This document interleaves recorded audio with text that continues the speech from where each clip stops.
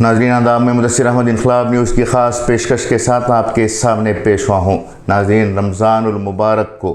فضیلت کا مہینہ کہا جاتا ہے، برکتوں اور رحمتوں کا مہینہ کہا جاتا ہے، لیکن آئے دن یہ مہینہ مسلمانوں کے لیے فسادات کا مہینہ بھی ہے، کیونکہ بیشتر مساجد کا یہ حال ہو چکا ہے کہ مساجد میں اب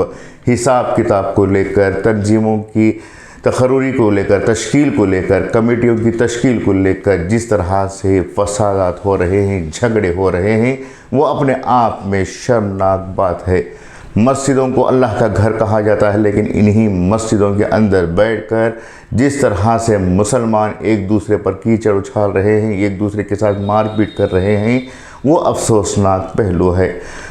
کہ علامہ اقبال کا ایک مشہور شعر ہے جو اس وقت ہمارے زبان پر نہیں آ رہا ہے، لیکن اس کا مواد یہ ہے کہ جسے دیکھ کر شرمائے یہود، اس طرح سے ایک شعر ہے۔ تو اس شعر کی بنیاد پر ہم یہ کہہ سکتے ہیں کہ آج غیر مسلموں کے اندر کس طرح سے ان کی مذہبی مراکز کو لے کر اتحاد دیکھا جا سکتا ہے۔ مٹھوں کو دیکھیے کس طرح سے وہاں پر اتحاد کے ساتھ کام کیا جاتا ہے، وہاں جو ٹرانسپیرنسی دیکھی جا سکتی ہے وہ شاید ہی مسلمانوں کی مسجدوں میں دیکھا جا سکتا ہے۔ اب لیلۃ القدر یا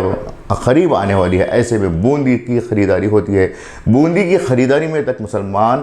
باقاعدہ گھوٹالے کرتے ہیں، 10 کے جی بوندی کی جگہ 5 کے جی بوندی لا کر 10 کے جی کا حساب دیتے ہیں۔ اسی طرح سے مسجد کے جو چندے ہوتے ہیں اس میں تو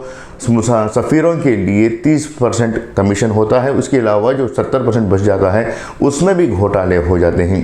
آخر کب تک مسلمان مسجدوں کو اپنے لالچ کا مرکز بنا کر رکھیں گے؟ آخر مسلمانوں کو کیا ہو گیا ہے کہ وہ اپنے ہی عبادت گاہوں میں مار پیٹ کر رہے ہیں، اپنے ہی مذہبی مقامات میں تقرری کے لیے جھوٹے دستاویزات تک بنا رہے ہیں، اپنے ہی مدرسوں کو لوٹنے کے لیے باقاعدہ الگ الگ ٹرسٹ، ایک ہی مدرسے کو الگ الگ ٹرسٹ کا نام دے کر چلا رہے ہیں، الگ الگ چندے اکٹھے کر رہے ہیں۔ جو لوگ مدرسوں کا قیام کر چکے ہیں، جو لوگ مسجدوں اور مدرسوں کو بنانے کے لیے اپنی زندگیاں قربان کر چکے ہیں، انہیں ایک اچانک ہٹا کر اپنے آپ کو وہاں کا ڈکٹیٹر بنانے کے لیے کام کیا جا رہا ہے۔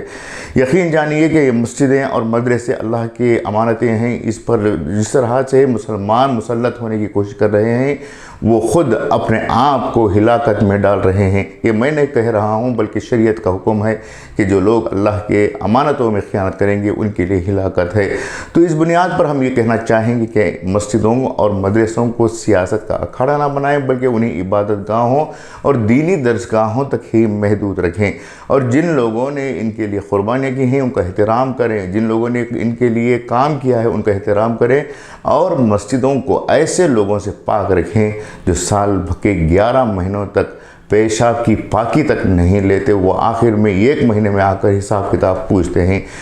ایسے لوگ بھی مسجدوں میں صدر سیکریٹری بنے ہوئے ہیں جن کے تعلق سے یہ گمان ہوتا ہے کہ وہ واقعی میں مسلمان ہیں یا نہیں، کیونکہ ان کے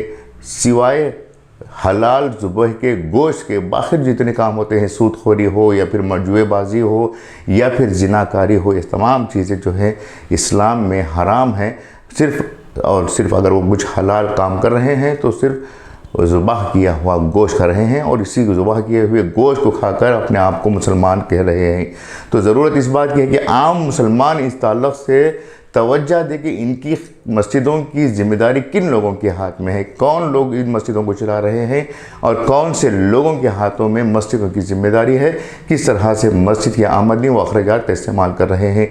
یہ بھی دیکھنے کی ضرورت ہے کہ اگر ایسے لوگ ہیں تو انہیں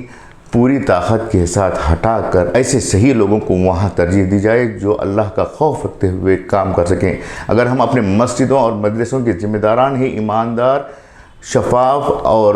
باکردار لوگوں کو منتخب نہیں کریں گے تو سیاست کے میدان میں ہم کیسے اچھے لوگوں کا تقرر کر پائیں گے؟ سوچنے والی بات ہے۔ یہ تھی آج کی اہم پیشکش۔ میں مدثر احمد آپ سے اجازت چاہوں گا۔ شکریہ۔